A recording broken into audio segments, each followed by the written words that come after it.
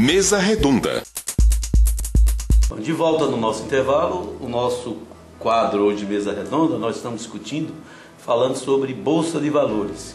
E estamos com o Dr. Adriano Moreno, que é advogado especializado em finanças, que já nos respondeu algumas perguntas e tem uma outra que nós deixamos no ar, exatamente, que é a diferença entre os bancos norte-americanos e os bancos brasileiros.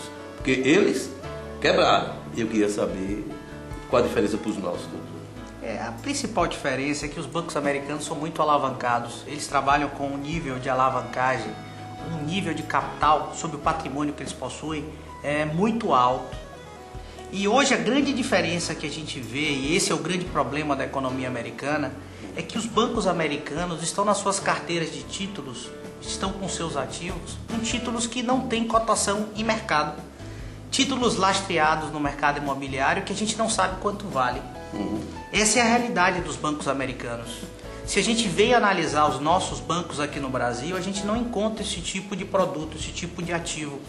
E essa é a grande diferença, é o que marca a diferença entre os bancos nacionais e estrangeiros, é que enquanto eles estão cheios de títulos que não valem nada hoje, o Brasil não sofre desse mal, porque a gente não teve farra em concessão de crédito como eles tiveram nas últimas 2 décadas.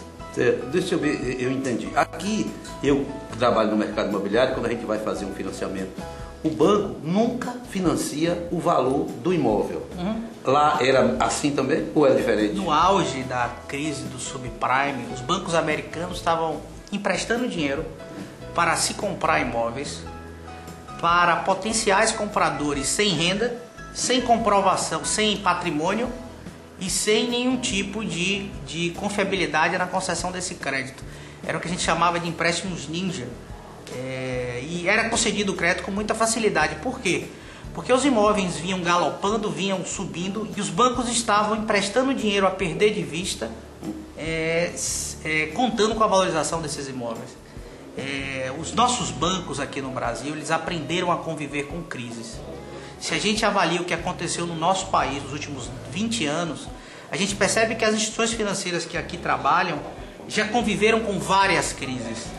E por força dessa expertise, desse convívio com crises, a gente não pode falar, a gente não tem como falar em fanfarra em concessão de crédito aqui no Brasil. Então a realidade é totalmente distinta, graças a Deus. Quer dizer que nosso banco aqui é um banco seguro, está ótimo, está bem, vai continuar financiando imóveis. O que eu te diria é que os bancos aqui eles são mais conservadores na concessão de crédito. A relação de endividamento e PIB no Brasil ainda está em patamares confortáveis. Logicamente que um problema na magnitude que a gente tem vivido no mercado financeiro internacional irá impactar um pouco o funcionamento desses bancos, mas longe do que aconteceu lá fora.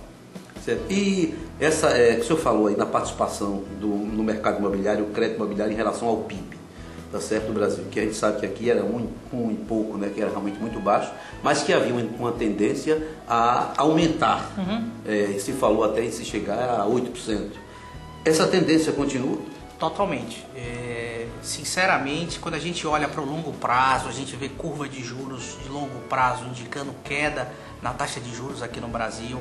O próprio Investment Grade foi concedido para o nosso país. A tendência sim é que se evolua na relação dívida-PIB para crédito imobiliário. Por quê? Porque imóvel é uma garantia real que é concedida para a instituição financeira que está financiando aquele bem.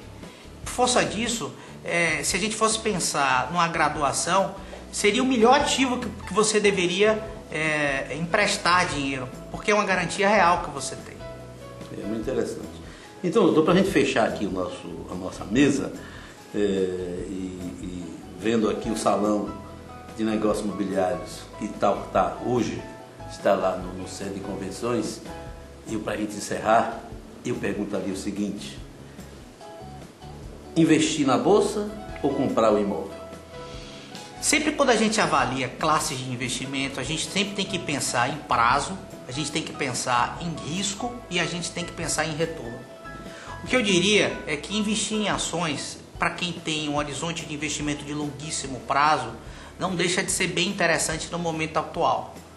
Se a pessoa tiver um objetivo de investimento de um prazo um pouco menor e também não tiver estômago para aguentar a volatilidade que a gente tem vivido, sem sombra de dúvida, o ativo bolsa não é o ativo indicado para esse tipo de investidor. Todos procuram, na verdade, uma fórmula secreta quando o assunto é investimentos. Mas o fato é, se você quer uma alta rentabilidade, é necessário que se corra riscos. Então, o imóvel, dentre as classes de ativos que a gente tem, é uma classe de alocação de recurso muito menos arriscada do que investir em ação. Quando o assunto é retorno, por sua vez, sem sombra de dúvida, a bolsa no longo prazo termina agregando mais valor. Depende da tolerância de risco do investidor, depende do objetivo, depende do prazo e depende da rentabilidade que está por se buscar. Bom, e pelo que você viu aqui, você pode ir no centro de convenções que está tendo lá o salão de negócios imobiliários que tem 14 mil imóveis em ofertas. Um desses pode ser o seu, ok? Falar que lá já abriu, ok? Doutor Adriano, muito obrigado. Eu que agradeço. Okay. Então, gostaria de convidá-lo a irmos ao Sol e Graça. Vai ser um prazer e até a próxima oportunidade. Tá bom, então até o próximo domingo.